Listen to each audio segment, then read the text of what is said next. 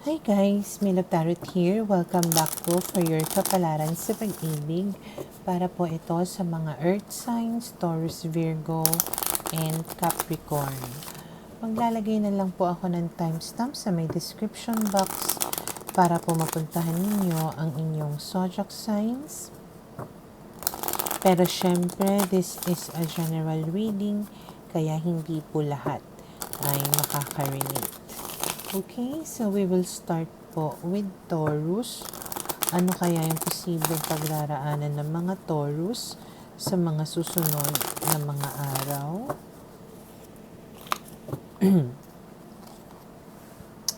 Ace of Cups, Eight of Swords, the Empress, and the Ten of Pentacles. Okay. So, maaaring sa mga susunod na mga araw, mayroong bagong opportunity na darating sa'yo or a new beginning, no?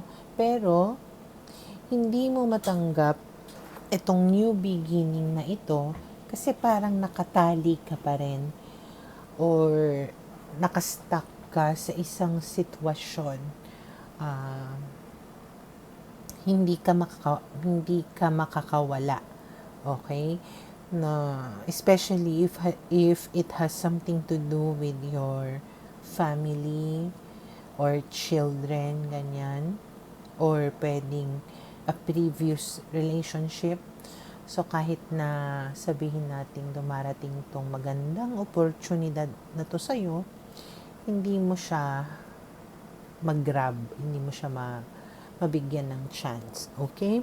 And then we have here the Wheel of Fortune, the World card, the Three of Pentacles, and the Queen of Wands. Okay, I know na love reading itong tarot card reading na ito, pero i-relate ko siya sa career kasi parang ang sinasabi dito may chance for you to travel abroad for work, no? Pero hindi mo matanggap, hindi mo nga mag-grab kasi nasa isang sitwasyon ka na maaari na hindi mo siguro kayang iwanan yung mga anak mo or yung family mo. Okay? Some of you, pwede pa nga na baka buntis pa kayo. Okay? Kaya hindi ninyo mag-grab yung opportunity na ito.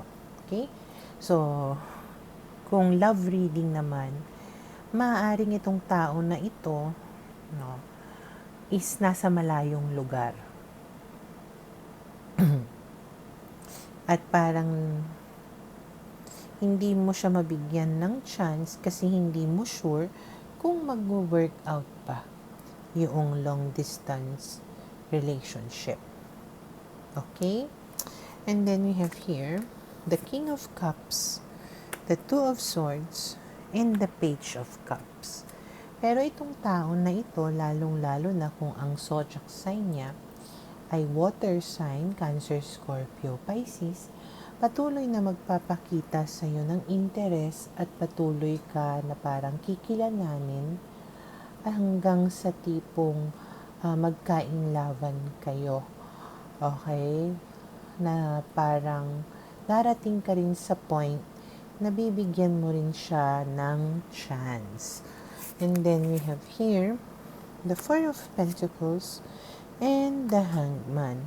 Pero somehow, kahit na sabihin natin nabigyan mo siya ng chance, meron ka pa rin mga pag-aalinlangan dito. Okay, at dahil sa pag-aalinlangan mo na yon at yung inability mo to let go of the old, hindi ko alam kung ano yung let go mo. Basta, kagaya nga ng sabi ko dito, meron kang hindi maiwanan, mapakawalan, kaya hindi mo matanggap itong opportunity na ito. And nakikita ko dito, talagang pinanghahawakan mo yon. At dahil sa pinanghahawakan mo yon, parang yun ang nagiging dahilan ng status ko or tipong pagkaudlot ng mga bagay-bagay, okay, na dapat na mangyari. And then we have here the Eight of Pentacles. Fortunately, no, I think whoever this person is na magkaka-interest sa'yo will really work hard for the relationship. Okay? Pero syempre, it takes two, no, para mag-work ang isang relationship. Hindi pwedeng siya lang or hindi rin pwedeng ikaw lang. Kailangan na pagtrabahuan ninyo ito na dalawa. Okay? So, for now, ito yung nakikita ko na posibleng mangyari sa mga Taurus.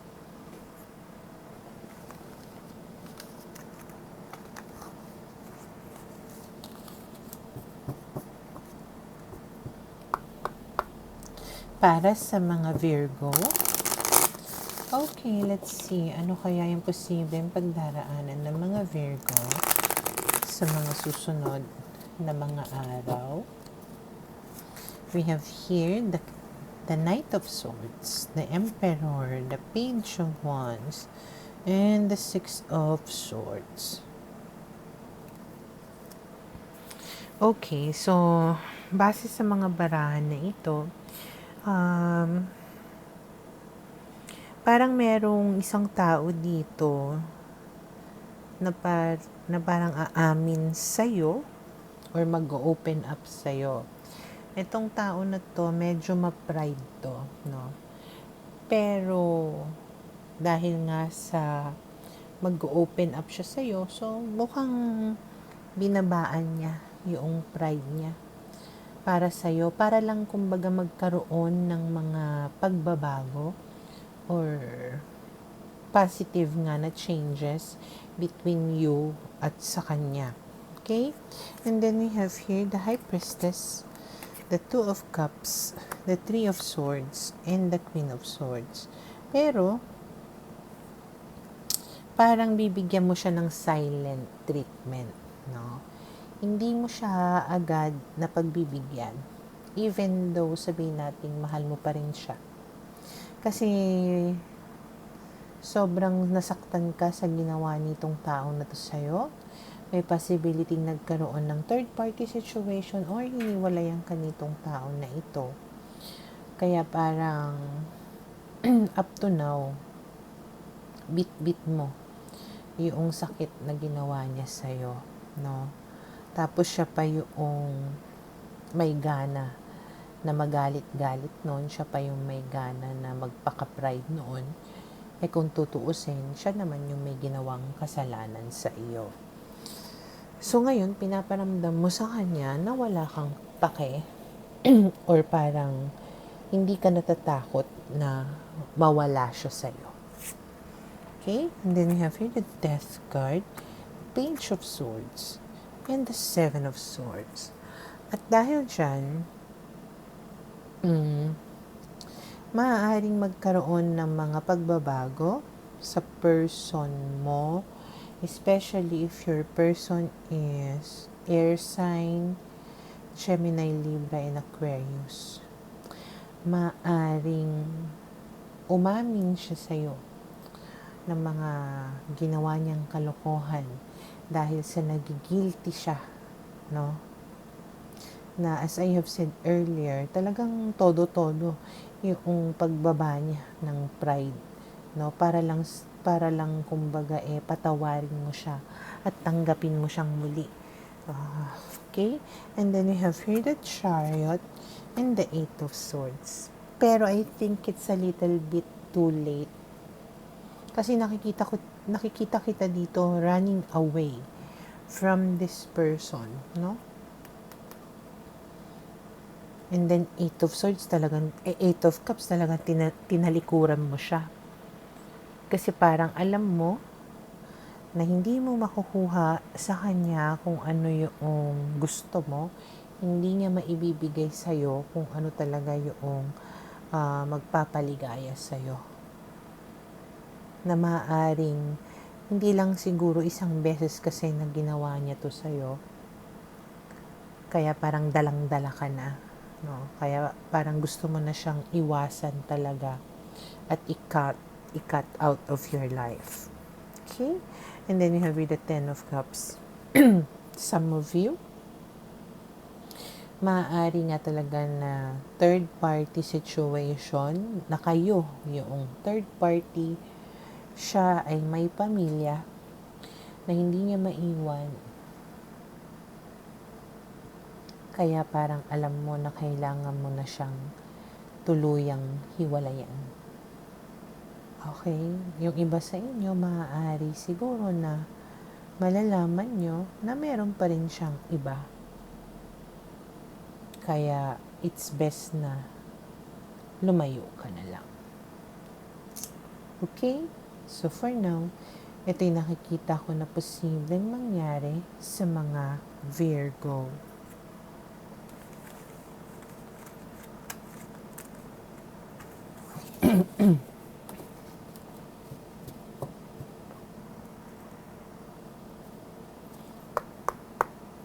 Para sa mga Capricorn, okay, let's see. Ano kaya yung posibleng pagdaraanan ng mga Capricorn sa mga susunod na mga araw?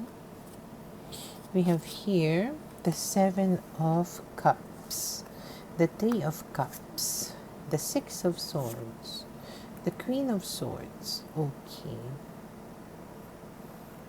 So, sa mga susunod na mga araw, parang may mga options ka. Okay? Ang isang option ay makipagbalikan sa isang ex. Okay? Ang isang option is patuloy ka na mag-move on na lang.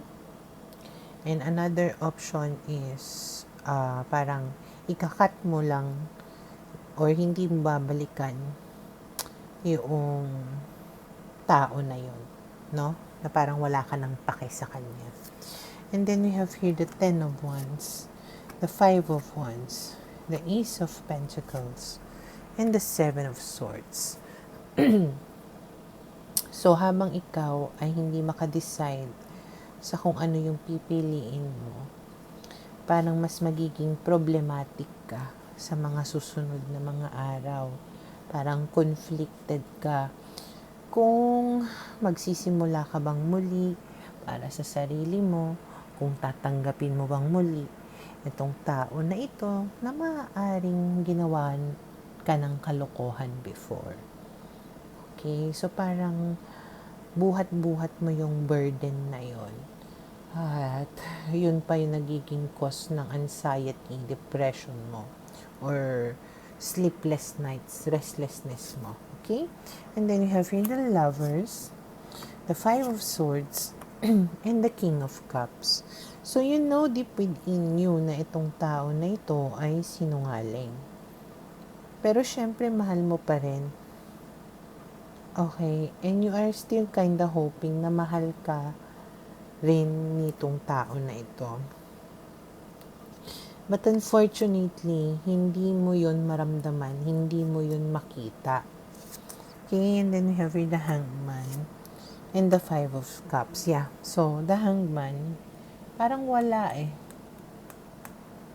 Oo, nakikipagbalikan siya sa'yo, pero wala ka naman nakikita o nararamdaman ng mga pagbabago, which leaves you kinda disappointed. Okay, na parang nanghihinayang ka lang dito. Kasi wala naman siyang may offer sa'yo na iba. Okay? And then we have here the Wheel of Fortune, which means may mga bagay, no, na kaya mong ibahin. May mga bagay na nasa sa iyo, kumbaga yung way or yung choice nga para mabago yung takbo ng buhay mo. Kung sa tingin mo talaga na wala ng chance itong tao na to na magbago, it's best siguro na ito na lang ang piliin mo for you to move on with your life and make positive changes. Okay? So for now, ito yung nakikita ko na posibleng mangyari sa mga Capricorn.